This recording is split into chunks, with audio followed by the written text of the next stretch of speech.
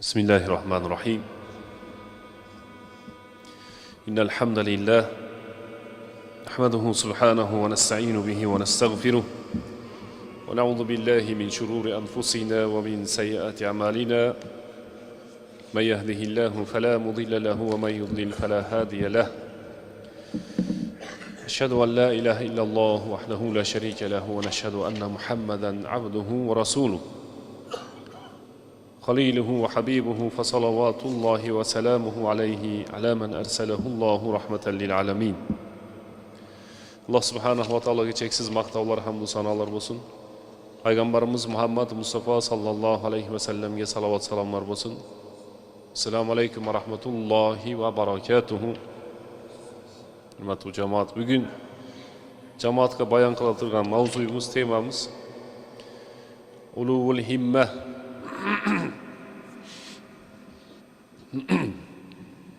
Bu endi arabcha so'z. Himmat degani, oliy himmat degani ko'p ma'noda to'g'ri aytyapti. O kishi ham boshqasi ham to'g'ri aytib o'tadi. Ehsonda oliy himmat bo'ladi. Ibodatda oliy himmat bo'ladi. Mana shu asosiylardan. Ilmda oliy himmat bo'ladi. 1 2 3 desak, 3 o'sha oliy himmat degan. 100 so'm, 200 so'm, 300 so'm desak, 300 so'm bergan oliy himmat bo'ladi. Himmati balad degani, niyati balad degani. O'sha turali jamoatga inshaalloh bayon qilamiz. Masdar qawlihim ala oli degan so'zdan olingan deyapti. Uluvun balandda, yuqorida, o'ydada degan ma'noni bildiradeganda, Alloh taolaning ismlaridan min asmaillahi taala. Biz mana namoz o'qiganimizda sajdaga borsak subhana robbiyal a'la deymiz. Eng oliy Robbimiz, pok Parvardigor degan. Subhanaka pok degan. Robbi Robbim degan. Al-a'la eng buyuk degan, eng ulug' degan. Demak, o'sha himmatni oliy qilishlik haqidagi masala ekan. Ulamolarimiz aytadi, oliy himmat qachondan boshlandi desa, oliy himmat Payg'ambar sallallohu alayhi va sallamga birinchi bo'lib vahiy tushganda o'shanda boshlangan. Qanday boshlangan desa, Alloh taolo payg'ambariga aytdi, Jabroil orqali. Iqro. Birinchi tushgan Qur'ondagi birinchi tushgan sura Alaq, birinchi tushgan oyat karima kalimasi Iqro. O'qi degan. O'shuning uchun biz ulamolar aytadi, nahnu ummatu Iqro deydi. Biz o'qi degan ummatimiz deydi. O'qishimiz kerak. Ana endi o'qishdagi himmatni qarang. Buni bir ikki jumada ham aytdik jamoatga, hozir qayramdan aytib o'tamiz. Oldin qish kelganda jo'ralar to'planib, buyul o'qiymiz deydi. Harfdan boshlaydi. A, B, T, S qilib. Yo harfni tugatadi, tugatmaydi, yo ma'lum soniga o'tadi, o'tmaydi, qish tugaydi. Ishlarga ketadi. Rossiyaga ketadi, tijoratga ketadi, dehqonchilikka ketadi. Yana yoz bo'yi himmat qilmaydi, o'qimaydi. Ular qayra qish keladi, qayra biz o'qib qo'yishimiz kerak dedi. O'sha odamni himmatini oliy demaydi, himmatini past deydi o'sha odam. Himmat past. Biz oliy himmat qayerda? Bizi oliy himmat uy qurishda bo'lyapti. Qanday qilib bo'lsa ham shu uyni yaxshi qilib olishimiz kerak. Kechasi uxlamaydi, himmati baland. Kunduzi usta istaydi, himmat baland. O'lchaydi, devorlarini borib qarab, qancha bo'lyapti, rangi qanaqa, bo'yi qanaqa, modasi qanday, ellar qanday qilib o'tadi, o'sha qarab yurishimiz kerak deb. Biz oliy himmat qayerda? Biz oliy himmat hammaga emas, gap egasini topadi. Tarixda ham, hozir ham, kelajakda ham. Biz oliy himmat to'yda. To'ylar bizni o'ltirdi, buzdi to'ylar bizni. Bunoni xursand qilib qo'yin, bunoni xursand qilib qo'yin, bunoni og'zini ochib qo'yin, bunoni bunday qilib qo'yin deb to'y bizni tugatdi. Biz shu to'ydagi oshiqcha pullarni Falastinga berganimizda Falastin tuzalib ketardi, butib ketardi. To'ydagi oshiqcha pullarimizni bir narsa o'ylab topsak, samolyot sotib olsak bo'lardi. Foiz qurib olsak bo'lardi. To'ydagi oshiqcha pullar. Hammasi emas endi. O'sha isrofchilar. O'sha odamlar ishlatayotgan puli qayerga ketyapti desangiz, oliy himmat to'yda. Mana ayollarimizda oliy himmat bor. Ana menga aytdi bittasi yaqinda, o'zim bilaman dedim. Bir nima borki, kafe borki, shu yerga uje erkaklar kira olmay qoldi deyapti. Borsang ayollar kiradi. Oliy himmat xotinlarimiz va himmati past erkaklarimiz. Borsang u yerdasan, ha bu j deb yozib qo'yibdi bu yerga. Bizga bo'lmaydi ekan deb ana o yerdan qaytib kelish kerak bo'lyapti. Himmatni o'zgartiraylik, hurmatli jamoat. Himmatni, niyatni, harakat deb tushunaylik, amal, ish. O'shani biz boshqa tarafga buraylik. Birinchi himmat, niyat nimaga bo'lish kerak desa, birinchisi ilmga bo'lish kerak ekan. Alloh taolo yaxshi ko'rgan odamlar ilmga amal qilsa agar. Olim odamlar. Alloh taolo yomon ko'rgan odamlar, johil odamlar. Ilmsizda Alloh yomon ko'radi. 30 pora Qur'on, 300 varaq 600 bet, 30 pora. O'sha Qur'ondagi birinchi kalima iqro deyapti. Iqro. O'qi degani. Payg'ambar sallallohu alayhi vasallam ma ana biqarin dedi. Men o'qishni bilmayman dedi. Payg'ambarimiz bil munasaba deydi. So'zni ichidagi so'zni ham jamoatga bayon qilib ketish kerak. Payg'ambar sallallohu alayhi vasallam umrining oxirigacha o'qiy olmagan. O'qiy olmagan. O'qishni bilmagan. An-nabiyul ummi. O'qishni bilmay turgan payg'ambar deyapti Alloh. Nimaga desa, bu xristianmi, mushrikmi, yahudiymi kelib, siz payg'ambaringiz o'qishni bileteli, o'shani murdagi kitoblarni o'qib, anan жаңы dinni olib keldi degan so'z bo'lmoq kerak. Payg'ambar o'qishni bilmaydi. Bilmagan. Alloh taqdir qildi shu narsani. U deyishni bilmaydi. Makka mushriklar bilan boyagi dogovor bo'lib kelishim bo'lgan qog'ozda men qo'l qo'yaman dedi. Qo'l qo'yib qo'yishimiz kerak dedi. Kelishimda shunaqa bo'ladi. Qachongacha ishlaydi ular? Qachongacha ishlamay qoladi-da. O'sha yeriga Ka'bani ichiga qo'yib qo'yishuvdi. Olib chiqinglar dedi sahobalarga. Muhammad deb yozasan dedi, Rasululloh deb yozmaysan dedi. Bu mushriklar ko'p Rasulullohni bilasizlar. Payg'ambarimizga ham bardiq tarixda o'tgan payg'ambarlarga o'zining ummatining ichidan johillar chiqib, ahmoqlar chiqib, doim nima qilgan? Bu yolg'onchi, bu sehrgar, bu baxshi degan so'zlar aytilgan. Muhammadur Rasululloh degan yozuvga Rasululloh degan yerni o'chirasan degan. Deganda sahobalar biz qanday o'chiramiz dedi. Menga ko'rsatib ber, qayerga yozilibdi dedi payg'ambarimiz. Qaysi yerga yozib qo'yib, men o'zim o'shini o'chirib qo'y dedi. O'qishni bilmagan payg'ambarimiz. Biroq o'qishni bilgan odamlarning hammasini ustozi bo'ladi. Balki ustoz desak, ustoz payg'ambarimizga kishinalik qiladi-da, Rasululloh bo'ladi. Shuning uchun Rasululloh sallallohu alayhi vasallam deydi. Payg'ambar sallallohu alayhi vasallamga birinchi bo'lib Qur'oni Karimdan qaysi oyat tushdi desa, Alloh taolo payg'ambarga birinchi tushirgan oyati Iqro. Iqro. Yozib qo'ying.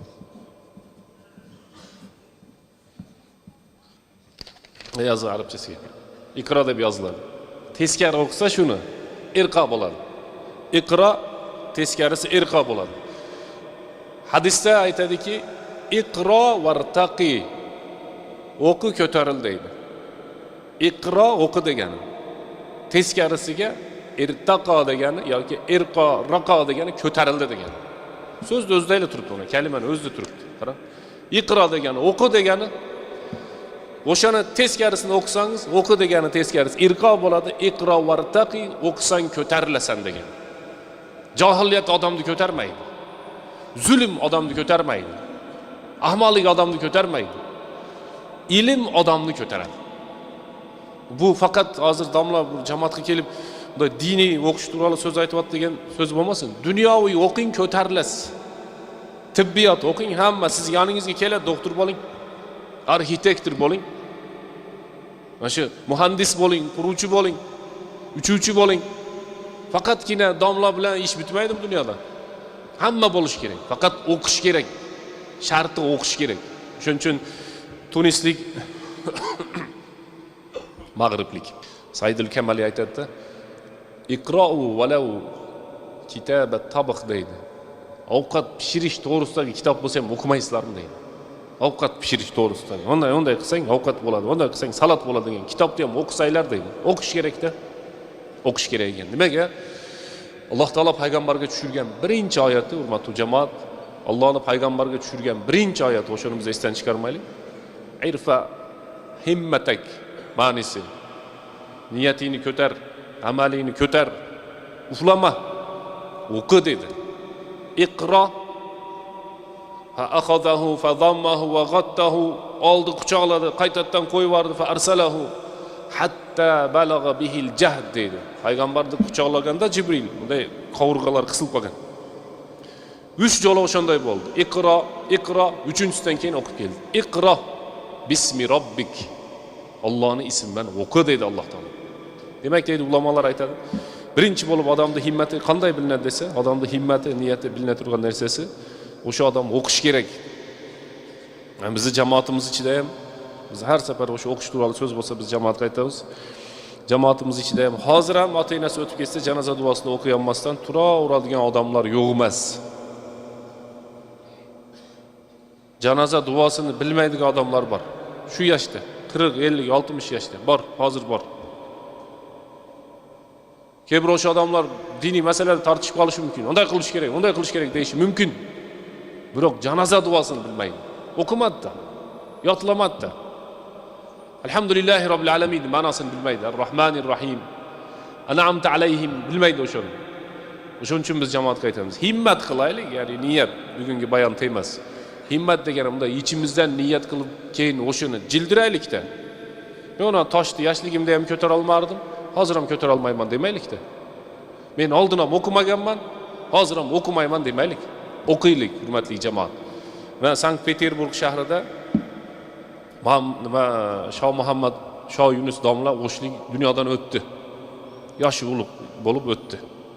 Uni o'shga olib kelib qo'yildi. Otasining qabrini ochib, o'sha qabrni o'ziga qo'yildi. 2 yil, 3 yil bo'ldi. O'sha kishi 70dan o'tgandan keyin ilm o'qigan, lekin Qur'onni yodlamagan ekan. 70dan o'tgandan keyin 2 yil, 2,5 yil vaqtini berib, men Qur'onni yodlashim kerak deb, qayradan Qur'onni boshdan to'liq yodlab qo'ydi. Qur'onni yodladi. 30 pora Qur'onni. Bizda hozirgacha jamoatda bunday so'rab beradigan odamlar bor. Xufton namozini o'qiganda vitrni duosini bilmasa, qanday o'qiydi degan savolni beradi. Shu paytga keldi. Bo'ldi, endi biz undan o'tishimiz kerak. Istixora namoz qanday o'qiladi deydi. Safarda duosini bilmaydi, hurmatli jamoat. Boshqa o'lkalarga qaraganda biz o'lka ko'proq so'raladi deb o'ylayman men. Qancha kengchilik bo'ldi. Biz maqtanamiz. Mustaqil bo'ldik, bemalol bo'ldik, dinga kengchilik, ana masjidlar, ana madrasalar, ana xohlaganingni o'qidimi yo'qmi? Shuni javob qan. Mechitni solib qo'ysa hech narsa bo'lmaydi. Mechitni buzib qo'ysa yana boshqa solib qo'yaradi. Binaul bashari ahammu min bina'il hajari deydi arab. Devorni qurishlik deydi, u oson deydi. Devorni qurishni oson. Odamni qurish qiyin deydi. Devorni qurish oson-da. Odamni qurishlik qiyin. O'shuning uchun himmat degani birinchi qanday bo'ladi desa, birinchi o'sha odam o'qiyaptimi yo'qmi? O'shanda bilinadi. Wan nasu fil haqiqati asnaf. Elder odamlar deydi sinfga bo'linadi. Kebirki odamlar bor, rajulun yushuru bi anna fihi al-kifayatu li'azaimil umur. Kebir odamlar bor va katta ishlarni yaxshi ko'radi. Ya o'sha turalgan bu yerda hadis bor ekan. Birinchi o'sha hadisni o'qib beray. Anan jamoatimiz buni tushuntirib beramiz. الحادث الواردة في العلو الهمة عن الحسين بن علي رضي الله عنهما قال رسول الله صلى الله عليه وسلم إن الله تعالى يحب معالي الأمور ويكره سفسافها يكي سفسافها يكي رواية حسين بن علي رضي الله عنهما Peygamber sallallahu aleyhi ve sellem aytadi İnnallâhe yuhibbu ma'aliyel umur. Allah Taala cho'ng, katta, oliy, buyuk ishlarni yaxshi ko'radi deyapti. Maydalashma deyapti-da. Katta ishlar bilan alik bo'lish kerak odam. Mayda gaplaringni qo'y deyapti. Mayda ishlaringni qo'y. Mayda niyatlaringni ham qo'y deyapti. Katta ishlar bilan shug'ullan. Katta gaplar bilan shug'ullan. Katta amallarni niyat qil. Kebirki odamlar bor, kichkina ishlar bilan yuraveradi. Kebir odam bor, katta ishlarni qiladi. Hadisda aytayaptiki, innalloha yuhibbu ma'aliyal umur. Alloh taolo cho'ng, katta, oliy ishlarni yaxshi ko'radi. Va yakrahu safsafaha degani kichkina bo'lgan mayda ishlarni Alloh taolo yomon ko'radi deyapti. Mayda chuyda odamlar bor. Katta gapira olmaydi, faqat mayda gap bilan ovora. Shuni Xudo yomon ko'radi, Alloh taolo yomon ko'radi shu narsani. Mayda ish bilan ovora, kichkina ishlar bilan ovora. Bo'ladigan ish bilan shug'ullanmaydi. Yoki foydasi bor narsa bilan mashg'ul bo'lmaydi. Shuni aytibdi hadisda, innalloha yuhibbu ma'aliyal umur. Alloh taolo katta ishlarni yaxshi ko'radi, mayda ishlarni yomon ko'radi. Maydalashmang degan ma'no. Wan nasu fil haqiqati asnaf. Odamlar deydi, fil haqiqatda odamlar bir qancha turga bo'linadi. Bilamiz, odamlarning sinflari bo'ladi. Kebirki odamlar bor, azimul himma, azimun nafs. Yaxshi narsalarda niyat qilib, katta ishlarda niyat qilib yuradigan odamlar bor.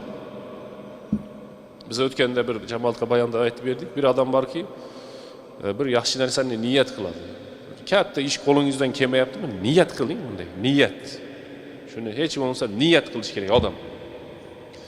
Alloh taolo aytadi: "O falonchi bandam yaxshi ishni niyat qildi." Yozib qo'yinglar. Hali u qilmadi ishni. Biroq o'shanda ish qilaman deb niyat qilib qo'ydi. Shunga kitobiga, mana amal daftariga yozib qo'yinglar. Shu ishni bu qildi deb yozib qo'yinglar deydi. Hali qilmadi u. Nimaga buni aytyapmiz desa, keyingi odam bor, biz jamoat ichida ham bir ish qila turgan bo'lsa, yaxshi narsani niyat qilishdan qo'rqadigan odamlar bor. Mana biz inshaalloh mana masjidda hozir shuni bir maslahatini qilib, ajab emas. Bir do'pli polmi, paravoymi shuni bir nima qilmoqchimizda. Bir masjidda ham qildik yaqinda. Qisa bittasi aytayapti menga, "Qachon pul to'plab olamiz bunga?" deyapti. "Qachon bunga pul to'plab quramiz buni?" deyapti. Sen bermasang jim turib tur deydi. Sen bunday yaxshilik qilmasang, yaxshilikni to'smay tur, iltimos deysiz-da. Seni dinga foydang tegmasa, zararing tegmay tursin degan ma'no. Sen dinni gullatib yormayapsan. Halol bermay tur, hech bo'lmasa bunday. Sen jimila turib tursang, o'zi bitib qolaradi. Sen yo'q, biz bunga pulni qachon to'plab olamiz deyapti. Qolganlarni ham duxuni tushirib yoryapti. Haligi niyatini buzib yoryapti. Yo'q, unday bo'lmaydi. Aytayaptiki, bir odam bir yaxshi ishni niyat qilsa, o'sha qilgan niyatini o'ziga Alloh taolo yozib qo'ylar, falonchi niyat qildi deyapti. Biri aytayapti, "Bu gilam sal eskirib qopti. Pulim ko'paysa shuni solardim men" deb chin dildan aytayapti. Niyat qilib aytayapti. O'shani aytayapti. Gilam soldi deb yozib qo'yadi shuni. Biroq o'shadan bir kun kelib gilam sola turgan bo'lsa, Alloh taolo 10 ga ko'paytir, 10 dan 700 gacha ko'paytir deb aytadi. Qarang. Allohning xazinasiga kamayib qolmaydi. Bu yerda aytayaptiki, annas asnaf, odamlar bir qancha turdi bo'ladi. O'shalarning birisi azimun niyya, azimul himma, azimun nafs. Katta ishlarni o'ylaydi. Lekin bitta narsani ajratib olaylik. Shuni o'rtasida bir narsani ajratib olaylik. Katta ishni o'ylab, o'shini qilaman deb yurib niyat qilayotgan odam bor, bu maqtaladi. Orzu paras bor, bu yomonlanadi. Miyasida orzu qilib yuradi, faqat bunday bo'lib ketsa, bunday bo'lib ketsa. Yo'q, u bo'lmaydi. Katta ishni ham niyat qiladi, ham shuni amalga oshirishga harakat qiladi. O'shani ulug'ul himma deydi. Ikkinchi odam borki, birinchi turli odam azimun nafs, cho'ng ishlarni niyat qilib yuradi. Ikkinchi odam bor, kichkina ishlarni niyat qilib yuradi. Uchinchi odam bor, o'zini katta ishni qilayotganga o'xshatib ko'rsatadigan odam bor deyapti. Qo'ldan hech narsa kelmaydi. Katta ishlarni qilayotganga o'xshaydi. Uchinchisi maqtalmagan. Ikkinchisi ham maqtalmagan. Birinchisi maqtalgan, hurmatli jamoat. Ulug'ul himma. Niyatimiz mahkam bo'lsin.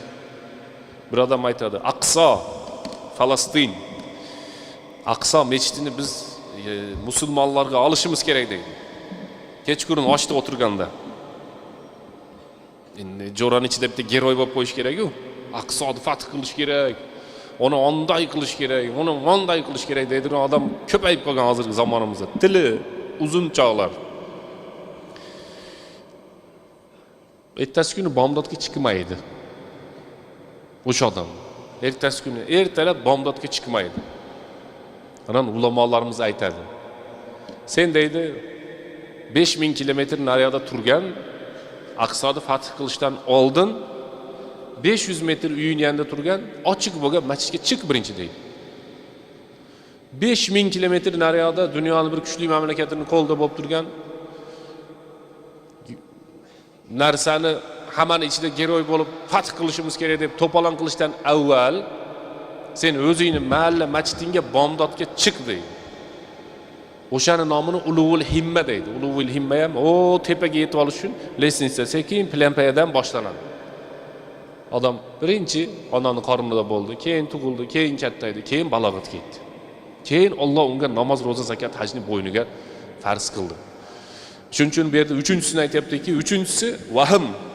Odamlarning ichiga chiqib, elning ichiga chiqib, bunday qilishimiz kerak, bunday qilishimiz kerak deb bir cho'ng ishlarni aytadi.